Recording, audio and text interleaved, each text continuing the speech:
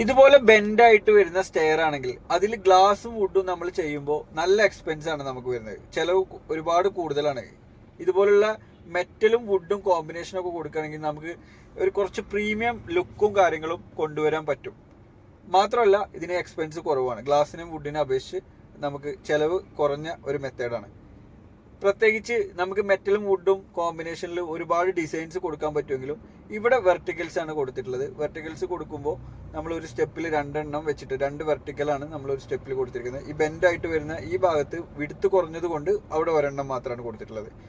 ഇതിൽ ഒരു വെർട്ടിക്കലിന് ഒരു വെർട്ടിക്കലിന്റെ ഇടയ്ക്കുള്ള ഗ്യാപ്പ് എന്ന് പറയുന്നത് 10 സെന്റിമീറ്റർ മുതൽ ഒരു 12 സെന്റിമീറ്റർ വരെയുള്ള ഗ്യാപ്പാണ്.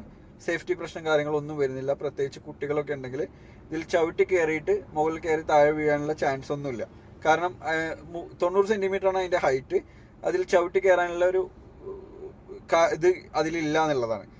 ഇവിടെ മുകളിൽ ബെൻഡായിട്ട് വരുന്ന താഴെയും മുകളിലും ഉണ്ട് ബെൻഡായിട്ട് വരുന്നത്. ചെറിയ 2 പോർഷൻ ബെൻഡായിട്ട് മുകളിൽ വരുന്നുണ്ട്. ഈ മെറ്റലും വുഡും ചെയ്യുന്ന സമയത്ത് നമുക്ക് ഏത് ഫിനിഷ് വേണമെങ്കിലും ഇതിന് കൊടുക്കുക എന്നുള്ളതാണ് മറ്റൊരു പ്രത്യേകത. വൈറ്റോ ബ്ലാക്കോ, ഇവിടെ മാറ്റ് ബ്ലാക്ക് ആണ് കൊടുത്തിട്ടുള്ളത്. മാത്രമല്ല വുഡ് മഹാഗണിയാണ് വുഡ് ചെയ്തത്.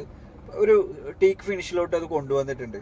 നമുക്ക് മഹാഗണി വുഡ് ചെയ്യുകയാണെങ്കിൽ ടീക്ക് വുഡിനേക്കാളും കുറച്ച് എക്സ്പെൻസ് കുറച്ച് ചെയ്യാൻ പറ്റുന്ന ഒരു വുഡും കൂടിയാണ്.